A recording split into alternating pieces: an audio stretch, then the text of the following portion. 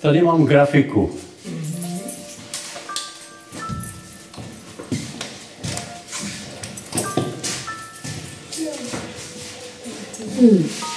Petr to tady znal, jako když to nebylo.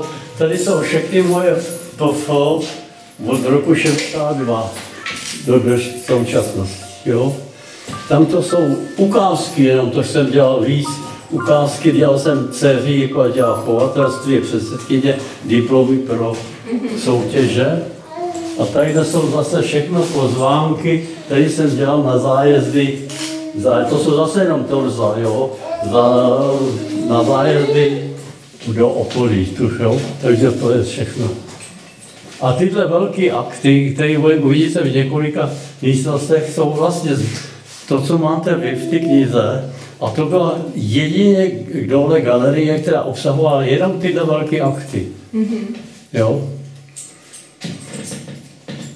Takže tady je takový ty úhlový kresby a jenom takový spíš jako studijní věci. A tady jsou takový ty pohybovky, které mě pronásledují celý život. Jo? Manželky mít dcery jako dítěte a tamhle druhý dcery jako dítěte. Ne, ta ne, ta ne.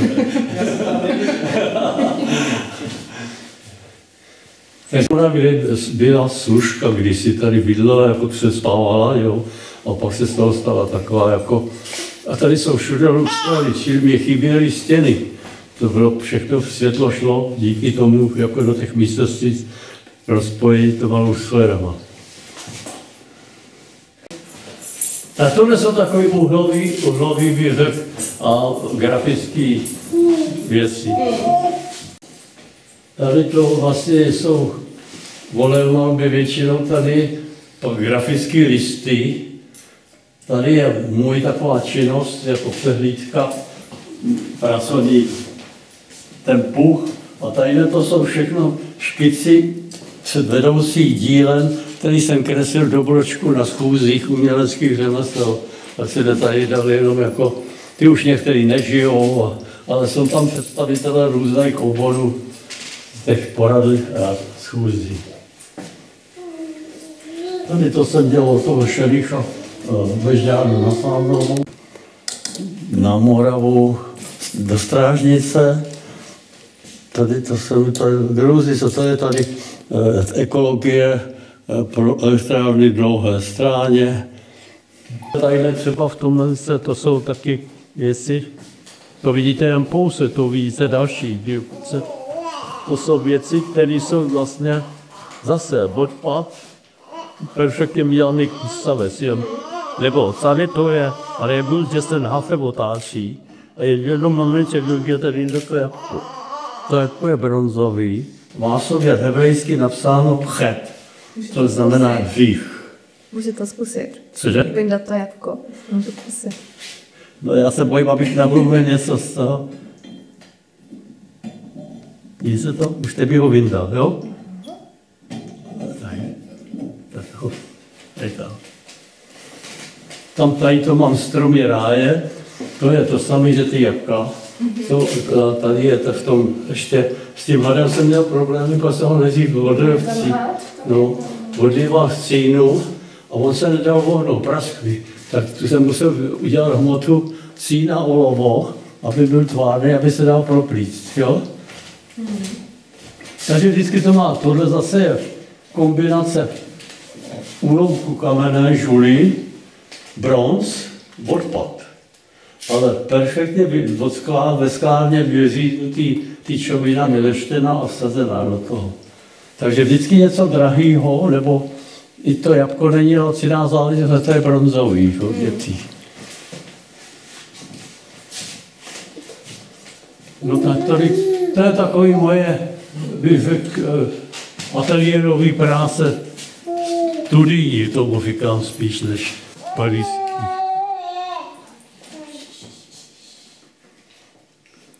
No tady jsme v rámci našeho kroužku dělali vždycky na nějaký téma. Cypher, to ty básničky, nebo cirkus, to třeba. A já si ty básničky nepovedu, ty doprovodí.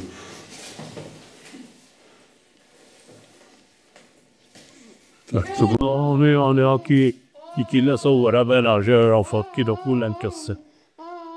Jinak tady se dělal leštěná mozaika, ukázky lidé, že tady se dělal dezel takový relief průnesu lepší.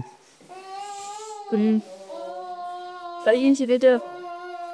To je ravena, to jsou fotky a to jsou lidé, to je bojál, vlastně taky. Tady jenom mám takový soupis všech prací činnosti, soupis a dokumentové fotografie. Když se dělal realizace jiných autorů, tady mám objekty, které se dělal v Čáslaském regionu. Tady jsou moje návrhy realizované v Čáslaském regionu. Tady je restaurátorská činnost a tady to je mozaiková činnost mých návrhů realizovaných v Čáslavicích ve městě. Jedete, možná, že si to všimnete, to jsou ty lázně, tohle jsem dělal Kolumáleum a tohle je na tom městském úřadě, jedeme kolem, když Petra to ukáže, až pojedeme kolem. To je ečovatelská služba, ten jste neděli. No a tohle je kolicí středisko v Čácem. To je můj takový experiment, tady je o Vládsko, vám záleží, to jste taky o Vládsko, ale záleží to s kamenem. Iráčovi se říká. A zároveň je to otočené božímu oko, abych tomu dal náboženský podtext. Jo. Klíšť jako kapka, která padá do vody a je to vlastně symbol města, čistoty a racek a je to na vázlích jako voda. Jo. Tady to se zase dělal jednou soukromníkovi štít, tam je takový úkol, což bylo strašný, že tam bylo okno, štěl domovní znamení. Tak jsou nazvali jako návraty, bludiště života návraty. Protože ten pták letí do okna nebo odlítává z okna. Že jo? Ten rodinný život je stále živý a tady je znaky, měsíční znaky. Celý rok ten průběh toho života probíhá. To jsem vytvářel blížence, jako měsíční znaky zblížen a blížen.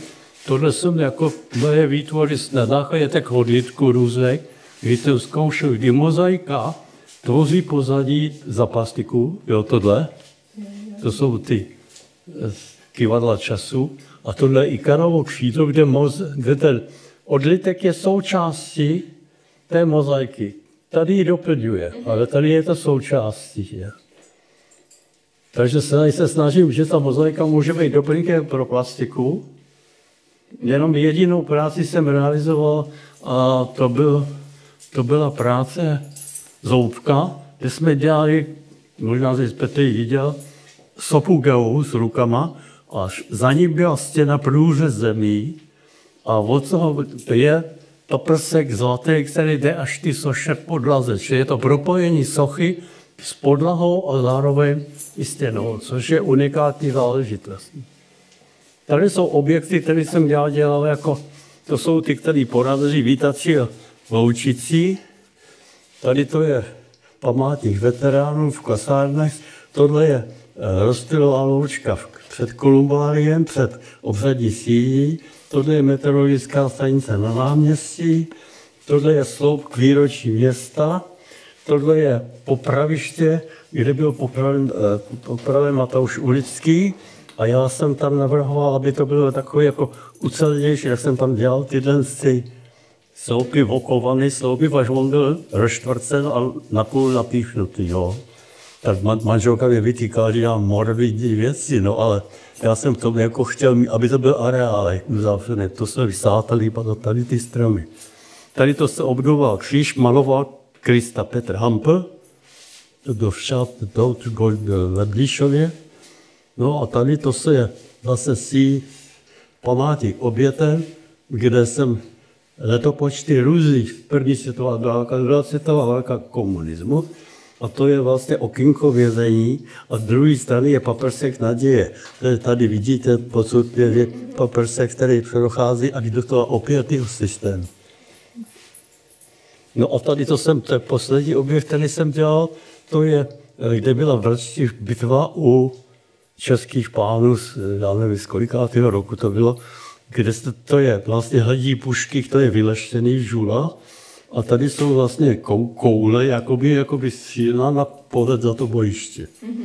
Takže to jsem blok kamenu, tady jsem provízl, tady je jako letopočty výročí a letopočty bitvy. No tohle jsou originál návrhy šericha na kapli, imamovou kapli Pežďáru na Fázovu, to jsem dělal takovou ruletu. No, pak to nesou návrhy moje, co jsem realizoval, co je právě ty dolní krádě, elektrárna v Arkoutě, to je Cedlova. Tohle jsem dělal suchou fontánu Martina Sladkýho a tuhle mozaiku jsem dal, až tam už neexistuje, ta je zakryta. Ta je zapetrná. Byla kde? Ta byla, když se přijíždí do toho mozaik, nebo se to tam se jmenuje, to byla barvy laky. To je veliký areál, koupili to Němci a celý to zadělali. Nikde není fotografie, nikde není dokumenta. Takže se to považuje za historický dokument, že tam byla taková mozaika, to nebyla malá, víte, to je rozděl, ta byla asi 12 metrů dlouhá. No tady vidíte detaily těch ptáčků. Takový budou, jo? No, takže takový tam budou různý. Staroměstským náměstím metro, zastávka metra, to je to zkouška, když se to dělalo, jak asi surový to bude, jak skalbové. Tohle je Mikuláš Aleš, který je ve Skalici na Moravě, celá fasáda od Mikuláše Aleše byla dělaná bez skle, jako vy teď děláte. To popadalo a umělecký řemesla to převáděli do mozaiky. To je kombinace skla a kamene. Takže teda tady ty dva panely zůstaly. To byly výstavní exponáty, se dělaly jako zkouška a umělecký řemesel, když měla výstavu umělecký řemesel, tak se to na výstavě umělecký řemesel prezentovalo se tím mozaik. Jo? No a já, když se likvidovali řemesla, tak jsem to vlastně všechno získal. Pak jsem byl vedoucí ty dílny a byly to artefakty, které nikdo nechtěl do bytu. Jo? Rozumíte, bylo by skončila na smetišti. Protože únor, kdo si sklene únor, jo? No. A tohle je Adamcová, to je detail její grafiky, jako mu říkám schody. Sama mi jako dal pověření, že si to můžu realizovat na svou výstavu, kterou jsem tady měl mozaikářských prac. Tady všechno tohle jsem přistavoval, patrotáme, to tam nebylo, tady byl dvoreček, tohle byla právelna a tady byla tátová dílna dole, tady byla volná terasa. Takže teď jdeme do mozaikářským gájemi. Asi 7, jo. Lidi z toho baráku se budou vašem. Cože? Z toho baráku těma vašem. Tady jsem se narodil. To je vlastně 3. generace jsem. Teď časováku, který to. No a tady bylo z propojení tyhle galerie s tou mou, kde byly ty moje akty, jo, dole vsazeny. Tahle místnost byla takovou stálá galerie, tu jsem pronajal, je to propojený tímhle kulatým schodištěm. Teda. No a tady jsou vlastně, když si se chcete podívat, všechny záznamy historie české mozaiky. Tady jsou všechny realizace, vlastně dokumentární fotograficky, který mám od Ferstra, jo? To jsem restauroval, tam je toho Krista, protože ta je v Pelhřimově na bílkový stéle, no takže jsou tady dokumenty, tady to je Max Švabický, to je ze síně legionářů, nebo padlých legionářů na Vítkově, to je Anička Podzemná, to je na Žižkově, památník od různých údobí, tohle má být z Srdské bouře, detail.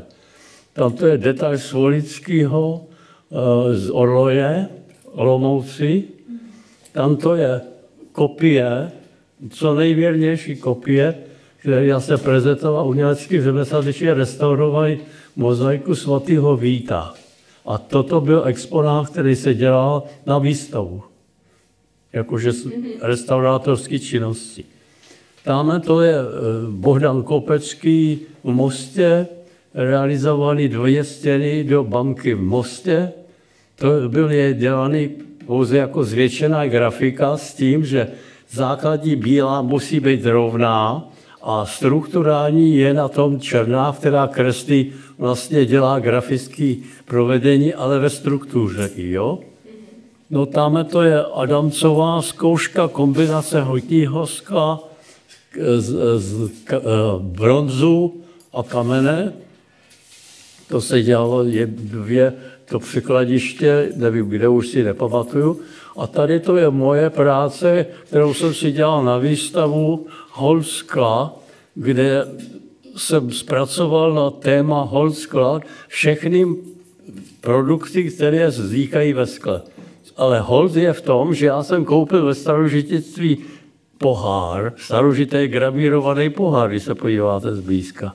Gravírovaný pohár a obstavil jsem ho všema výrobkama, s metkama i novejma klasickýma prvkama, který či je tam hutní sklo, je tam tyčové sklo, jsou tam korále a základ toho všeho, té kompozice je písek, čili oblásky jako písek, což je základ skla, jo, ta skla. No a tady ty špálky v tom jsou vlastně formy na foukané sklo, jo, kdo se fouká sklo. Tady to je oprt, který byl dělaný na stadion, Rošického stadion, při nějakých významných událostech. A tady jsou dokumentem toho, že tady byly ve Zlatě vyznačeny dosažené výsledky v jednotlivých disciplínách. A tady to, co vidíte tady, to je 3/4 vzorníků barev, podle čeho já najdu tu barvu skladovanou. To je čísel, to jsou vlastně skla, které převzali umělecký řemesel z dílny Tupacha, rozumíte mi, Ajvaze a vlastně historický sklo, čili když mě bylo řečeno, že to sklo nejde utavit, tak já jsem měl tady v tomto dokument, že lze utavit. Jo. Ale tady vlastně jsou barvy, každá barva, laik řekne, že jsou stejný, ale nejsou stejný. Jo? Protože každá barva byla v jiných teplotách tavená nebo byla nabíhavá.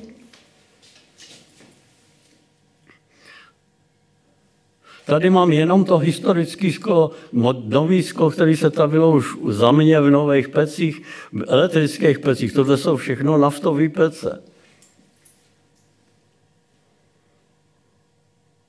No a to je, pokud ještě vás zajímá něco a nejste unavená, tak vám ještě můžu ukázat depozita, ale tak letecky.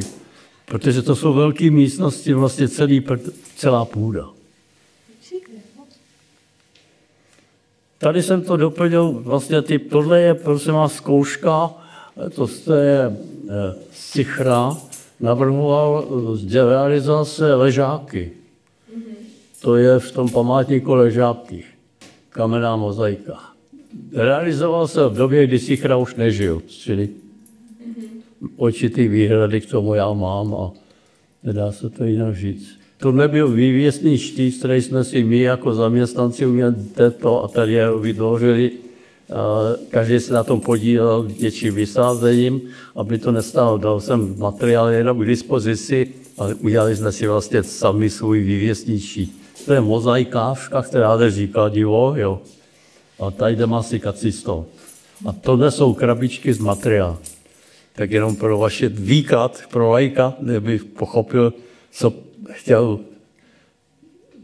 co tím chtěl básník říci.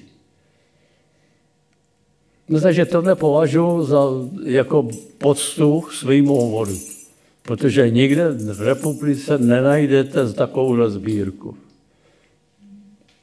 Ale jako nepovažovalo se to jako sbírku artefaktu, ale sbírku i historických dokumentů, který, jak ta mozaika tady u nás se vyvíjela. A tady to je končí, je tady, když to odkladíte, tady máte dokumentaci všech představitelů mozaiky až po mě.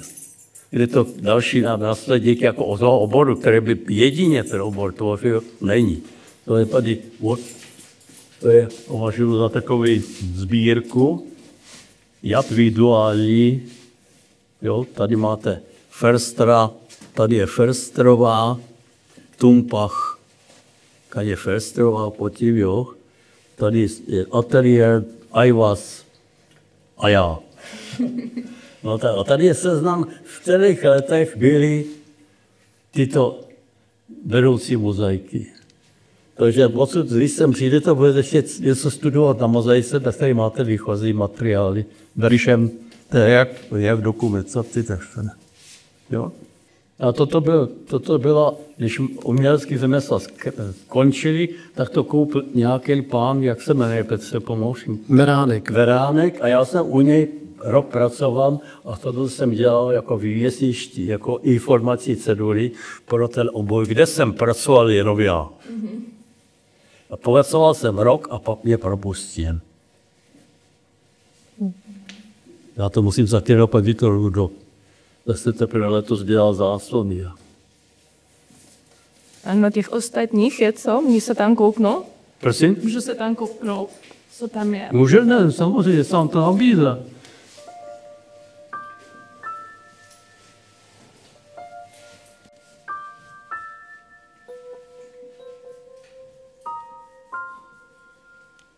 Tady je otázka jenom pro vaši informaci. Broušený leštěný mozaiky. Víte, nevýhoda mozaiky je, že je to těžké umění. Ty druhý kamene černýho, zídlice, která se používala na stojato, kosovský kámen a ještě egyptský kámen. Čili ve svým podstatě používaly se různé druhy omu, jo. Zídlice na placa to není hezká, ale zase zídlice na stojato je krásná lineární záležitost.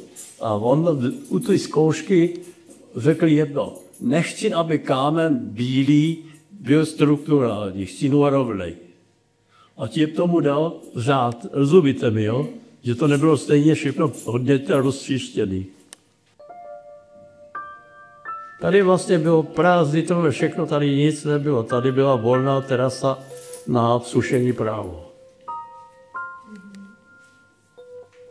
Prvně, aby fungovala ta drogerie, protože ta neměla, ta drogerie končila tam, co jsme prošli sem do toho objektu. A končila tam tohle. Tady byl dvoreček a tady byly dílna jako sklad. A já jsem vlastně o 50% tu drogerii zvětšil. Pač obchod zase přišel o ten chodník, co měl táta dřív ještě jako krám. No. Protože můj děda, který koupil tento barák. Můj otec je adoptivní rodiče měl, Tesafi. Tesafovi nemohl mít děti a můj otec pochází z Českých Budějovic ze 16 dětí. Měli povoznictví.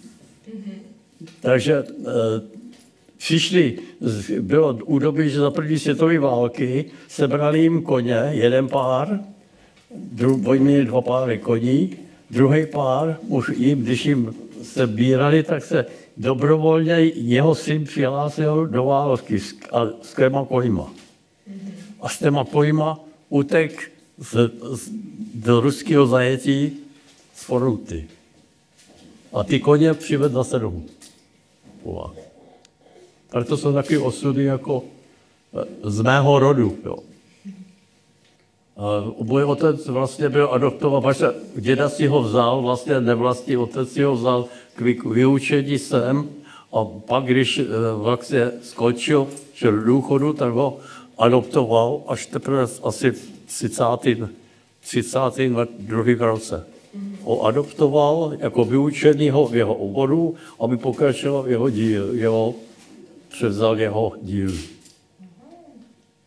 No a já bych se nestal horníkem, tak táta otevřel učební obor, ještě za totality, a až byl ztrátový, tak prosadil, že jsem 2 roky se u něj učil, abych nemusel do dolu.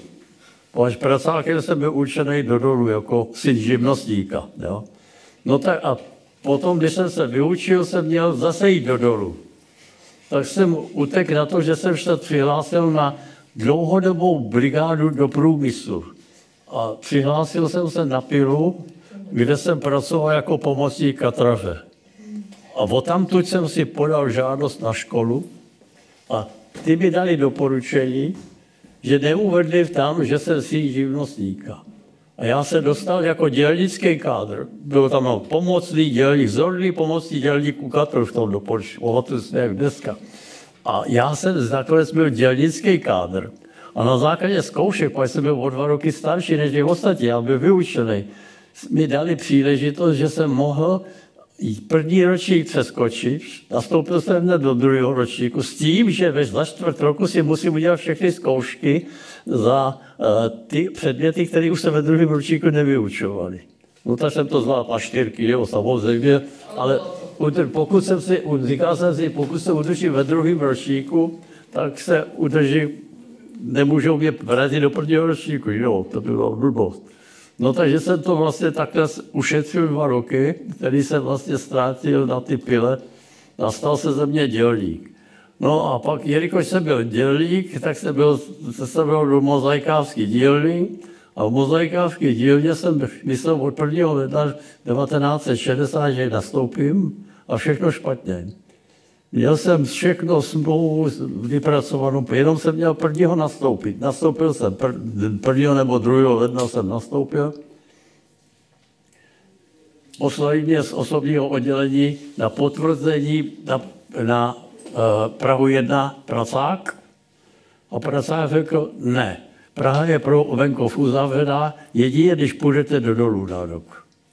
Takže jsem řekl, že do dolů teda půjdu, ale jestli mi to místo budou držet.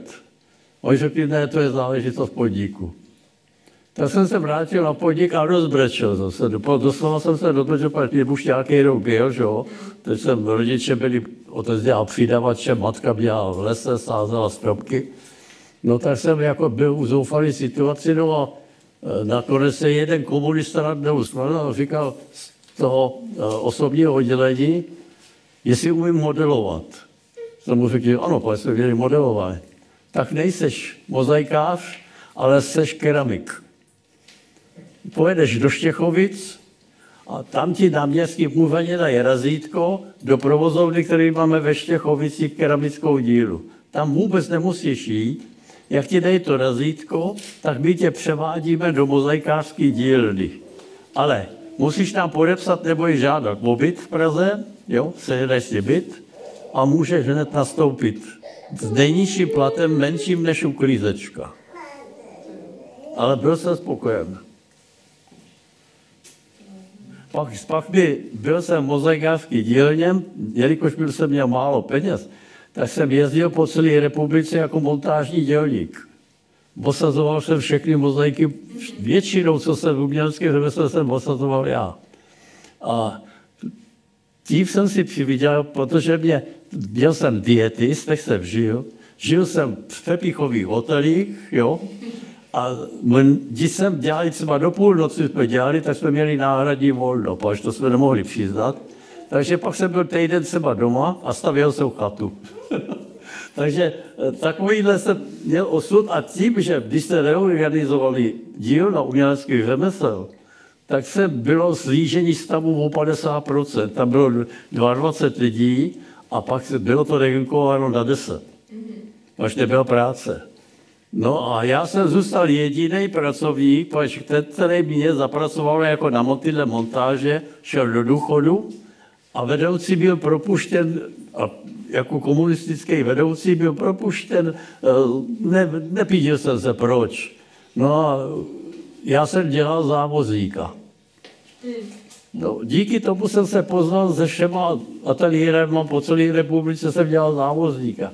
No a najednou mě zavolali, že mám přijít řediteli, no a že dali by, budeš dělat, jsi schopen tu dílnu oživit znova v provozu. A první mozaika byla předána na Orlíku od Cimbury. No, já jsem říkal, no tak mozaiku umím dělat, no ale nikdy se nevěděl administrativu, tak oni mě na 4 roku převedli do administrativy, jsem dělal koordináta rozpočtu všech, aby se zapracoval rozpočtových jako pravidel, co požadují. No a po 4 roce jsem měl oprávnění oživit ty dílnu, protože ty zaměstnanci byli všichni na dislokovaný pracoviště, bylo si zavydávat volno. No, tak jsem všechny povolával postupně, jak vznikala práce, až jsem dostal ten základní tým, opravdu ty pravý mozaikávy, protože tam ty byli některý na smlouvu jenom, jo, na dobu určitou. Tak jsem dostal ten tým, že jsem vlastně historický tým se vrátil. Ovšem problém nastal, že já jsem byl nejmladší. Jo. A teď jsem měl problém s tím, než pracovní, ale politický jsem mi objevil, že tam jedna soudružka byla jediná komunistka v dílně, jinak nebyl žádný komunista. Proti mě postavila, no, takovým nebudu říkat, jakým způsobem. Nakonec jsem já ji přesvědčil, že se zase nehádá. Ona mi řekla, že dělám špatné normy, že to nejde z toho materiálu, tak jsem si s tou dal plášť a s tou přesně místo ní a jí jsem nechal celý den stát do sebe, bez práce. No, ona to nervově nevydržela, nechtěla pode mnou pracovat a odešla dobrovolně. Jo. No a zavedl jsem tu dílnu, ale za 2 roky, když už jsem tu práci udělal, když se dělali další, tak mě přišli, musíš být komunista, když chceš být vedoucí. 3krát mi dali přihlášku, 3krát se mi vrátil, že se na to necítím, protože můj táta byl vyloženě odpůrce a pak o všechno přišel, ten prohlásil, nelez nikdy do politiky, politika je svinstvo, jo. No a já jsem se toho držel a díky do dneška mám čistý štít, protože jsem vedoucím nebyl za celou svou éru v uměleckých řemeslech jmenován vedoucí. Ale všichni vyměnili se 4 ředitelé a ty už mě brali automaticky jako vedoucího. První rok, když jsem mozaiku postavil na nohy, tak přišel, že přijde člověk, který vám ho seznámit s provozem. A představte si, ten člověk, který přišel, byl Alvas, který dříve tu dílnu vedl. Já nevěděl, proč tam všichni ho vítali, pak ho znali ty zaměstnanci. No a stalo se to, že jsem pak volal, proč vás, co to znamenalo, oni mi řekli, no my jsme mu nabídli vedoucího dílny, ovšem pan Jiri Ajvason nepřijal, pan vystanoval si podmínky, které v socialistické provozu nejsou potřebné. On chtěl tu dílnu jako soukromník. No, od něho chtěli brzo získat, pak ho byl tam získal zároveň, jo, takže vybýval jsme tohle. No, tak já jsem zůstal, abych já zůstal v oboru věrnej, tak jsem dělal tu práci, 50% jsem dělal mozaikářské činnosti a 50% jsem dělal administrativní činnost. A zatím se nenašel, za celou tu éru se nenašel jaký blbec, aby ve své podstatě dělal řemeslo a ještě úředníka k tomu za poloviční úvazek, jo, i těch 12 lidí, co tam měl. No jenomže já, když jsem jim oženal topič, tak jsem jednoduše tam spál v kanceláři a topil jsem já. A topič ráno přišel a řekl, že chce výplatu. A já jsem mu řekl, jednoduše jste tady nebyl, já jsem za vás topil, tak můžete jít domů. No, a získal jsem si takovou autoritu, že teda jsem všechno, když něco neklaplo, tak jsem tam musel nastoupit já. A přiznávám se, spal jsem tam v kanceláři. Protože když jsem udělal špatný rozpočet, což jsem nechtěl přiznat, tak jsem dal do dílny režijní svoje hodiny a z ty kancelářské práce jsem dělal v noci. Rozumíte mi, jako, že jsem na ty hodiny, které mi chyběly, dal po úvazku k dispozici dílně. No. Takže to bylo takový dobrodružný, ale líbilo se mi to, až každá práce byla jiná, seznámil jsem se s mnoha výtvarníkama, s různýma přístupama, ale jenom, že takovou tu invenci poslední dobou jste musela, že můj tým už nebylo řemeslo jako takový, dřív se byl karton 1:1 a dodržovali se nátěry barvy jako přesný, jako Švabický namaloval každou kostičku. Kdežto tady už byl takovýhle návrh a dělal se z toho třeba 20 metrů. No a bouřili se mi lidi, proč to ten malíř nenamaluje, jenomže kdyby to maloval, tak si přece nemám na realizaci. Veme to takových materiálů, když to dostali pouze špicovný na návrh a nám zůstalo na realizaci. Že jo? A nehledě k tomu, že jsem potom musel dělat netradičně mozaiku, začal se dělat z toho lomového kamene. Protože praví mozaiku novou, jakoby obrazovou, protože to byly obrazy, reprodukce obrazu předmalovaných. Já jsem dneska chtěl dekorativní mozaiku muzie, která bude mít dostupný materiál a zaujme strukturu třeba. Pak už mi bylo vytýkáno, že to je na hranicích intarzie a že to jenom, že já jsem byl zodpovědný za chod té dílny, že?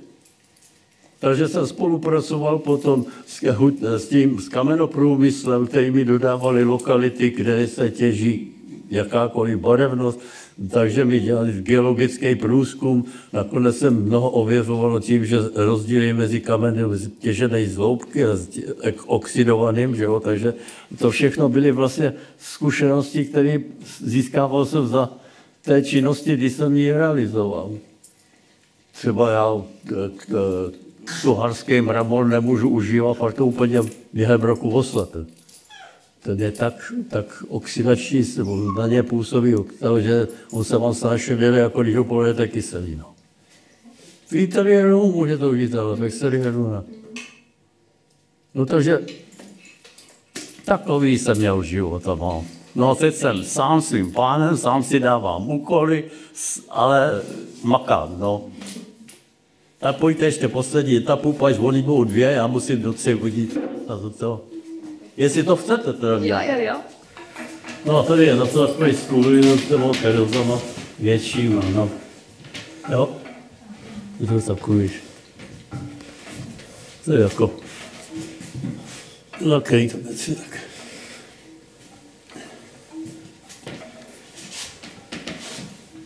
Takže tohle je takový skladiště, no. Tady mám takový posezení. Než jsem dělal tu galerii celou, než jsem mi vystěhoval nájemnice, tak jsem měl tady takovou malý. Tady jsou ještě mozaiky, které jsem dělal jako výstavní exponáty, kdy jsem používal, které je vlastně mozaika, hutný materiál a určitý artefakt toho hliníku. No tady to je stres, to je zase dělaný z různých skladeb materiálu, náhodně získaných, provedeno ve struktuře.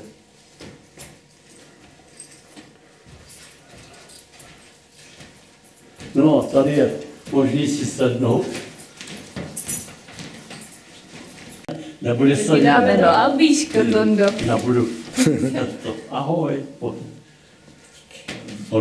On je filmový objekt. Kuk, Toni, kuk, usně. Tak to bude další mozaika, jo? No snad. Báro. Doufám, že jo. Jo. Radši si ho vem, tam on je strašně střívej. On je divoký. Má sílu.